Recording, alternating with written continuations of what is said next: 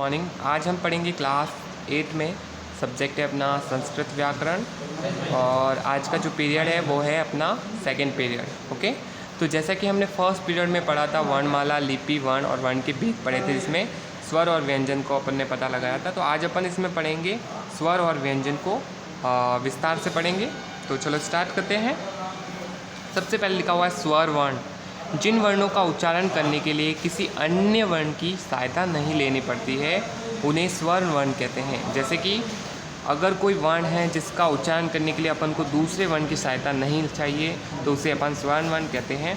भाव यह है कि जिन वर्णों या अक्षरों का उच्चारण स्वतंत्र रूप से अपने आप होता है, किसी अन्य वर्ण की सहायता से नहीं लेनी पड़ती है, तो उन्हें स्वर वर्ण कहते हैं। जैसे अ, आ, ई, उ,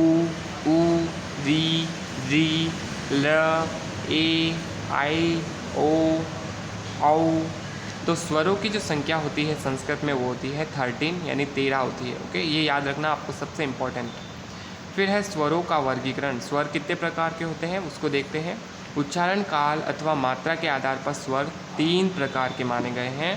पहला है ह्रस्व स्वर, दूसरा है दीर्घ स्वर और तीसरा है प्लुप्त स्वर। ओके, फर्स्ट है ह्रस्व स्वर।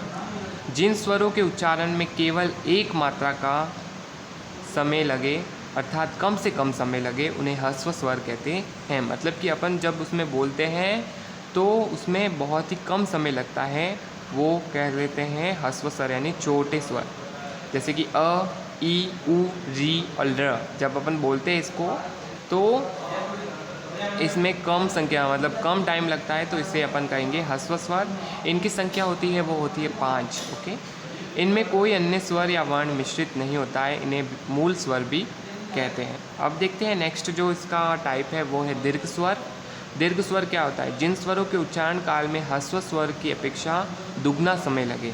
ओके, मतलब कि जो ह्रस्व स्वर अपन बोलते थे उसके अकॉर्डिंग उसमें उससे डबल टाइम लगे, अर्थात 2 मात्रा का समय लगता है, वे दीर्घ स्वर कहलाते हैं। जैसे कि अपन अ बोल रहे थे और एक बोल रहे आ, इसमें बोले ई, इसमें बोले ई। ओके, इस तरह से इसमें डबल टाइम लगता है या फिर दुगना समय लगता है। तो जैसे कि आ, ई, उ, री, ए, ओ, आई, आओ।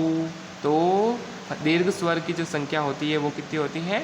8 होती है। आपको ये जो संख्या होता है ना कि इसमें कितने स्वर में कितनी संख्या होती है, ह्रस्व स्वर कितने होते हैं, दीर्घ स्वर, ये सबसे इम्पॉर्टेंट चीज़ होती है। ये बोर्ड एग्ज़ाम में पूछ सकते हैं, इसलिए आपको अच्छे से इसको लर्न करना है।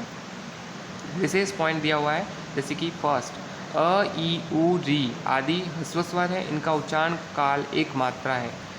इन्हीं में जब दुगना समय लगा दिया जाए तो जैसे आ, ई, उ, री, ये सारे क्या बन जाएंगे? दीर्घ स्वर बन जाते हैं। सेकंड दिया हुआ पॉइंट ए, ओ, आई, औ भी दीर्घ स्वर हैं। ये निम्न रूप से 2 स्वरों के मेल से बनते हैं। इन्हें मिश्र या विकृत या संध्यक्षर कहते हैं। जैसे अ प्लस ई बन के बनता है ए, अ प्लस उ से बनता है ओ, जो क्या है? गुण स्वर। फिर है अ प्लस ए से बनता है आई, अ प्लस ओ से बनता है औ, तो ये है वृद्धि स्वर। अब है नेक्स्ट है थर्ड, वो है प्लुप्त स्वर।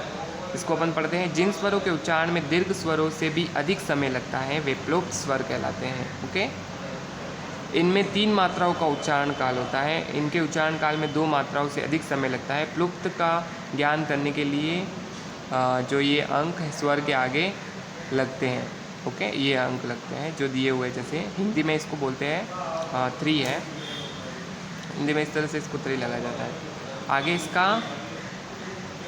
इसका इन स्वरों को ठीक से याद रखने के लिए यह सब लोग ध्यान रखना चाहिए। जैसे कि एक मात्रो भवते ह्रस्वो, एक मात्रा है तो क्या होगा? ह्रस्व स्वर। द्विमात्र दीर्घ मुच्यते, मतलब दीर्घ स्वर।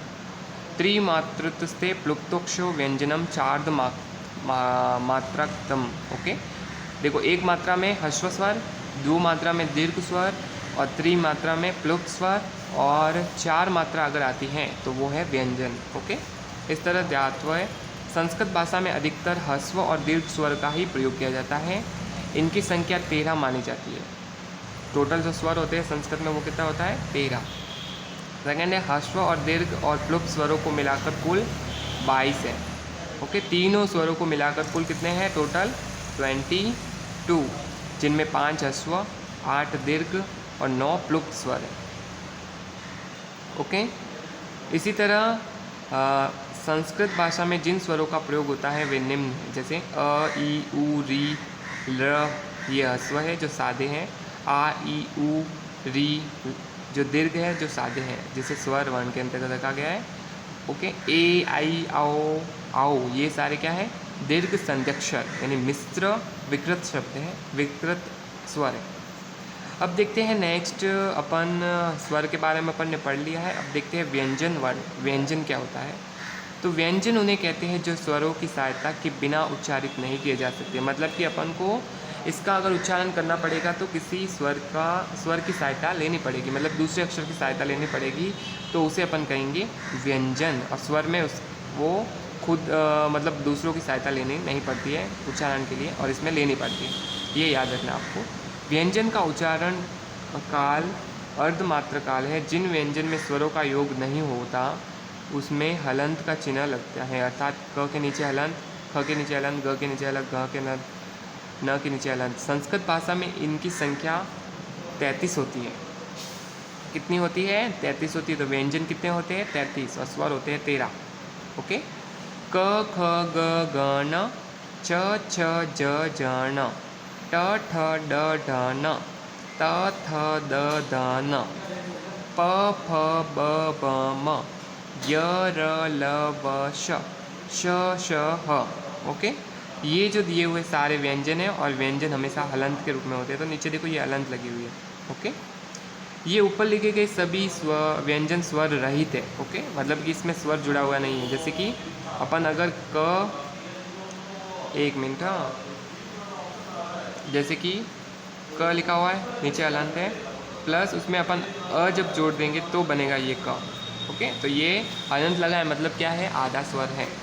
तो ये ऊपर लिखे गए सभी व्यंजन स्वर रहित हैं। इनके स्वर रहित रूप को समझने की दृष्टि से इनमें हलंत का जो चिन्ह लगाया गया है। जब किसी व्यंजन का किसी स्वर के साथ मेल करते हैं तब हलंत का चिन्ह हटा दिया जाता है। जैसे कि ये लिखा हुआ देखो, व्याकरण में व्यंजन का अभिप्राय स्वर रहित हल व्यंजन से ही लिया जाता है। व्यंजन के साथ स्वरों का संयोग, जैसे क में अ जुड़ता है तो क प्लस ई में की, क प्लस उ में कु, क प्लस री में क्रे, क प्लस ल में क्ल। इसी तरह क प्लस आ का, क प्लस ई की, क प्लस उ कु, क प्लस री क्र, क प्लस ए क्रे। ओके, इस तरह से यहाँ तक अपन ने पढ़ा है इस पीरियड में। आगे जो है वो नेक्स्ट अपन पीरियड में पढ़ेंगे। तो आज का आपका वर्क रहेगा वो आप नोट कर लें। फर्स्ट है स्वर वर्ण के उदाहरण लिखिए, मतलब स्वर कितने प्रकार के होते हैं और स्वर में कौन कौन से वर्ण हैं वो आपको लिखने हैं। सेकंड है स्वर कितने प्रकार के होते हैं, तो 3 प्रकार के होते हैं, ह्रस्व स्वर, दीर्घ स्वर और प्लुप्त स्वर। उसमें जो एग्जाम्पल दिए हुए वो आपको लिखना है। फिर है थर्ड व्यंजन वर्ण के उदाहरण लिखिए, व्यंजन कितने होते हैं और उसके एग्जाम्पल लिखना है। ओके।